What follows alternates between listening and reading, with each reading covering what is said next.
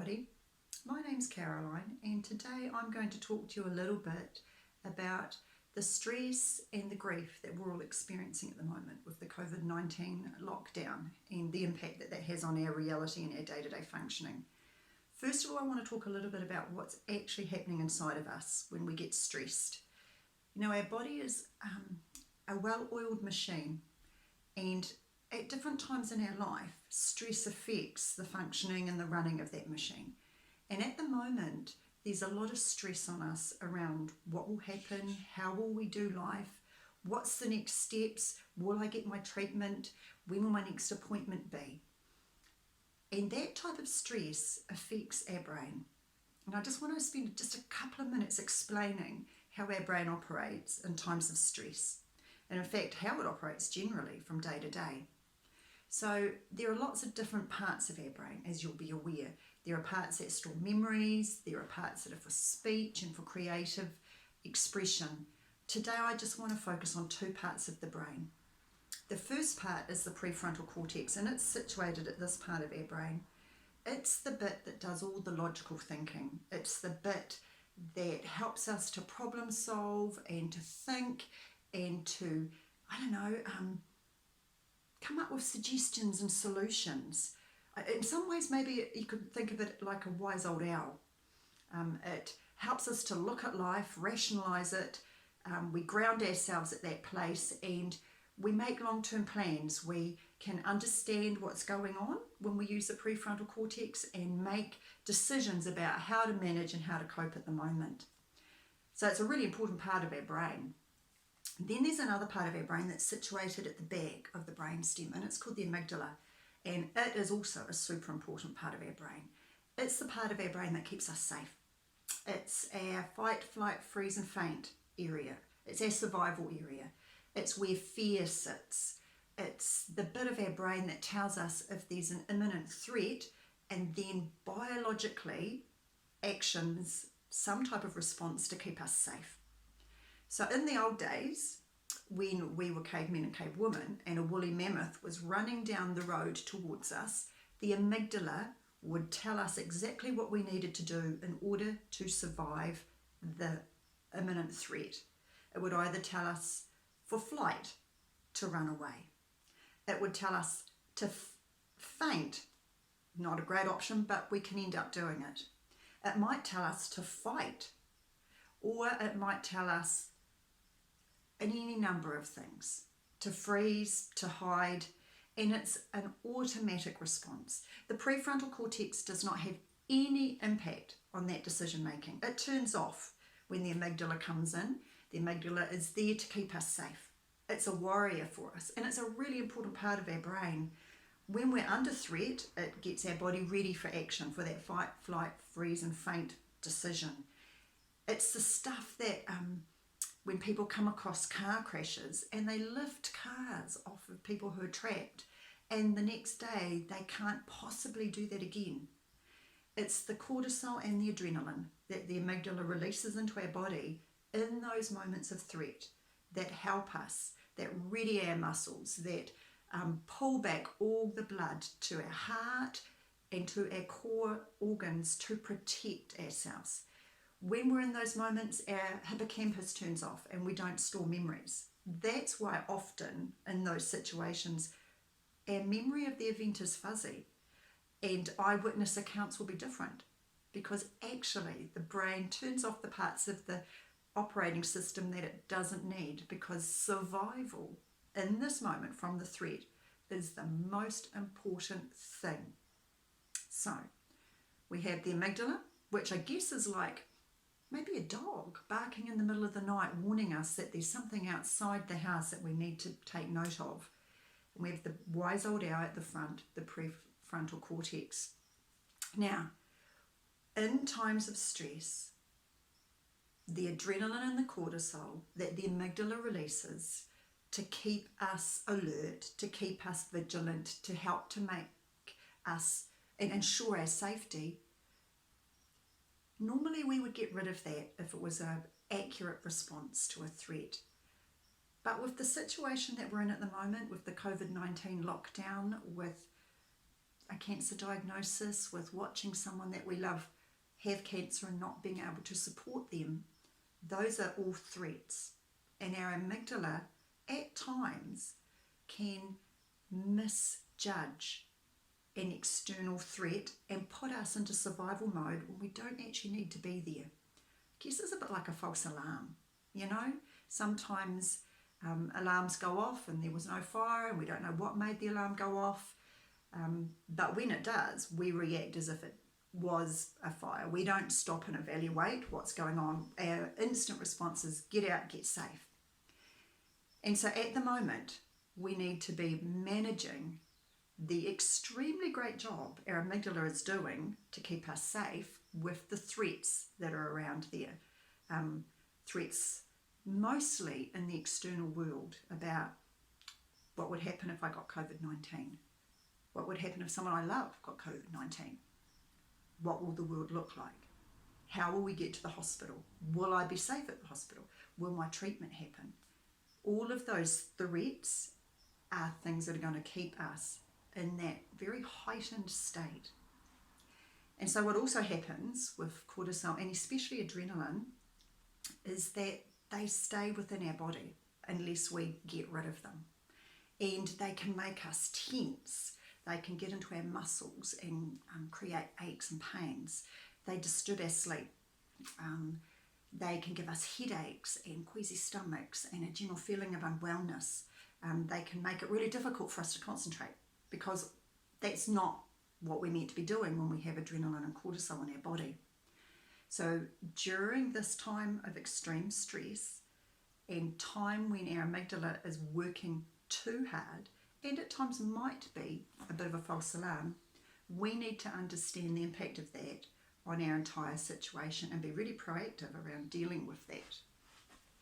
So that's what's happening within our brain, our giant supercomputer. It's trying to make sense of this reality that we're living in, and look, to be honest, can we? This is unprecedented. This makes no sense. How could this be happening in our world? How could we all find this a reality?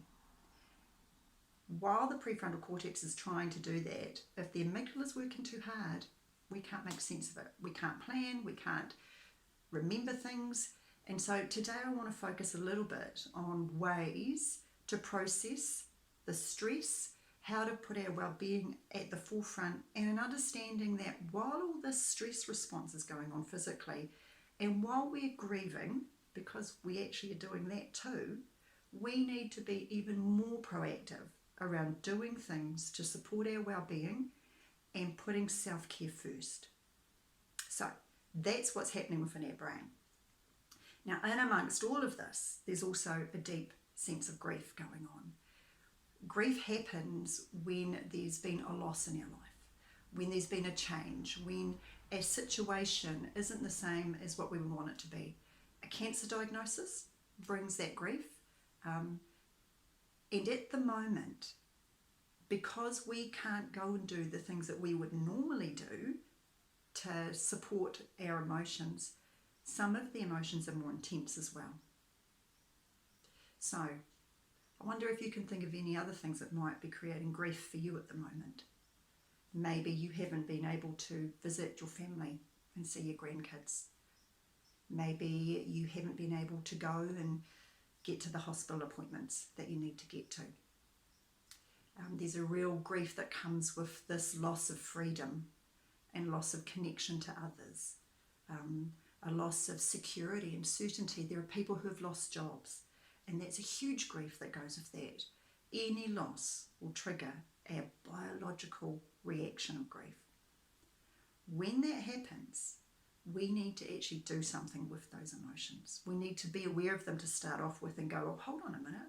Maybe what I'm feeling is actually grief. This is weird. And I'm really missing these things in my life that I can't go and do. I'm really missing being able to pop down and visit a friend and have a cup of tea, because that would normally help me to unwind and to share and do that problem share, problem halved stuff. And so when we stop and take note of those things, it actually helps our brain, remember that prefrontal cortex, to make more sense of the emotions that are going on. Because I know how overwhelming emotions get. And at the moment, I think we're all really, really overwhelmed. And we need to stop and to take note of what's going on and to name it. To say, well, that's actually, I'm really sad about that situation. Or I'm feeling really isolated. Or I'm feeling really annoyed that I just can't get down there to get that particular thing that I really need. Or I'm really disappointed again that that appointment isn't going to go ahead, and that I'm now also really fearful of what my future might look like. So stop and have a think about the grief that you're also working through. Remember, it's a biological reaction, it's physiological.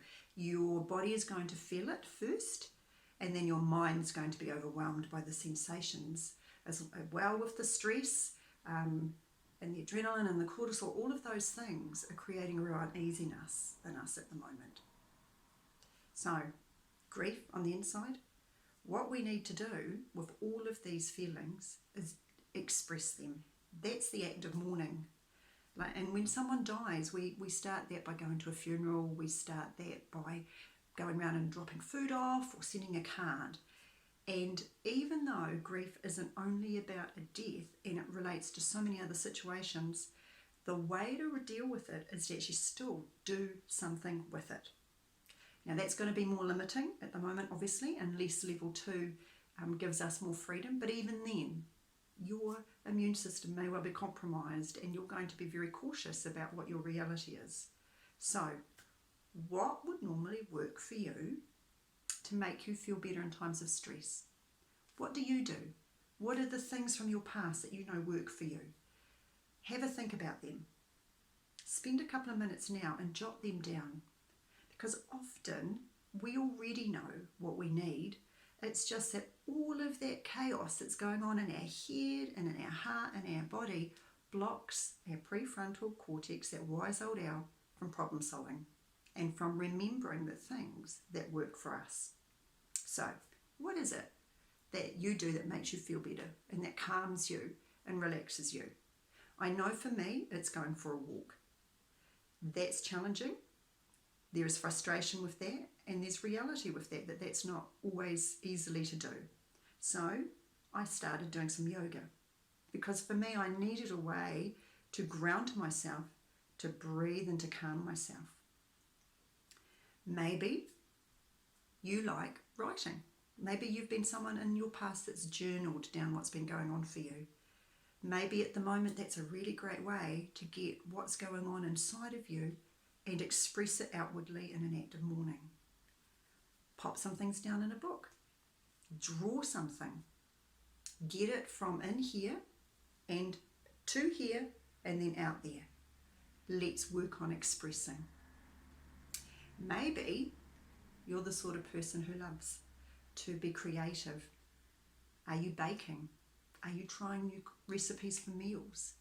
Are you getting out your paints? Are you trying mindfulness colouring in?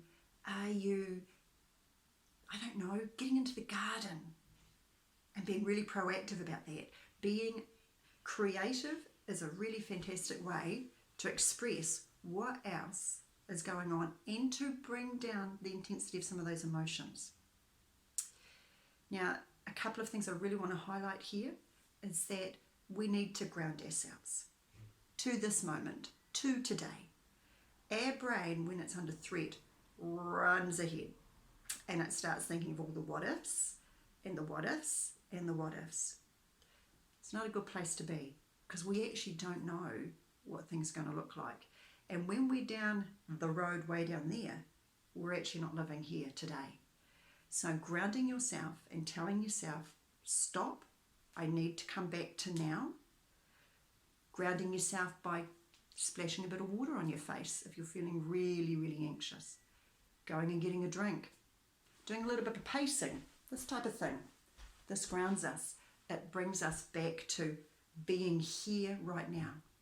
Tapping your arms and your shoulders and stopping the amygdala from being in control and waking up this part of the brain really helps with bringing a deeper sense of calm. While you're grounding yourself, the other thing you can be doing is deep breathing. And I mean some deep breaths from your stomach. None of this stuff where you're just, that's not deep breathing. That robs the front part of our brain of oxygen. We need some solid deep breaths. So we want to breathe in, then we want to breathe out. And you will have noticed that my shoulders moved. That's a really good clue for you that you're breathing deeply enough so that all of your lungs get the air that they need and your brain gets the air that it needs to make good decisions and to calm itself. I guess it's a little bit like what we used to tell our preschoolers to do when they were really upset and they were hyperventilating and we couldn't work out what they were saying. Remember we used to say, hey, calm down, take a few breaths. I can't understand you. And once they calmed and breathed, their front part of their brain was able to express what was going on. And it's the same for us too. Okay, so ground yourself. Breathe. Break the day into smaller chunks. Okay, just think about what you're going to do this morning, what you're going to cook for lunch. Plan today. We don't need to think about tomorrow. That's that amygdala running ahead again. Yes, tomorrow's going to happen, and yes, there are things in our future that we need to be aware of, and I know for you that that might be a really scary thought not to be focusing on the future. It's not saying ignore it totally, but it's saying do some stuff today. You've got control over that. Plan today, and then that will give you a sense of accomplishment. It'll give your brain and your rational part of your brain a chance to connect in so that you start feeling better and start working through things. If you're feeling really, really overwhelmed and you know that you're a talker and that works for you, contact the Cancer Society or call the free phone or free text number 1737. There is a trained counsellor on the end of that line 24 hours a day. We know that talking about stuff helps our brain to make sense of it, and it also releases some of the emotions that go with the situation. So don't be scared to talk to a stranger or to talk to someone that you trust. You know what works for you. You know, I guess the other thing is to reframe your thinking about what's happening at the moment.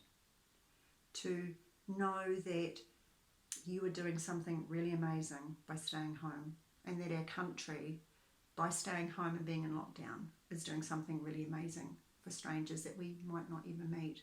And in fact, you might be one of those people that potentially we're saving the life of by staying home.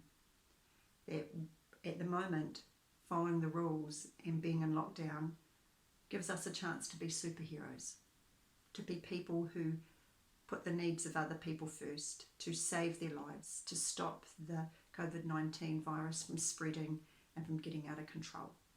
That means sacrifice. And I'm not underestimating the sacrifice that you might have made and that the impact of this on your life and your future. But when we remind ourselves of what we're achieving and what we're doing positively, rather than what's been taken from us and what's been done to us, I guess it shines the light on positive. It shines the light on glass half full rather than glass half empty thinking. And reframing our thoughts about a situation will change how we feel and the stress and the threat and the grief that we start working through. It's not easy though. But every time a really negative thought comes into your mind, I want you to try and say, okay, I acknowledge that, but I choose to see it this way. Or I'm going to remind myself that I'm a superhero here and that I have hope that very soon things are going to change and we're going to be in a different situation. So, key things. Try some new strategies. You know what works in the past. Google some stuff if you want to spend some time on the internet. Look at things that work for people. Don't get caught up on stages of grief and bits and pieces like that. That's irrelevant at the moment. Talk to friends and family. Connect with others. Give your brain a chance to make sense of the reality of the stress and the grief that it's trying to process. Ask for some support. We're not meant to do this on our own. You are not alone. Even though you're going through something horrific, you are not alone. There are lots of people who are experiencing really overwhelming situations as well. Now, it's not the same. None of us are experiencing the same stuff with this COVID-19 lockdown, but we all are really struggling. It's hard work, it's hard mahi, and we need to prioritise our well-being. So remember those things. Have a wee think and a reflection. Think about your well-being and the strategies that you know help to calm you, to ground you, and to bring you back to today. I look forward to hearing how things are going for you. Let your local Cancer Society office know. Get in touch with them. Thank you for this opportunity to share.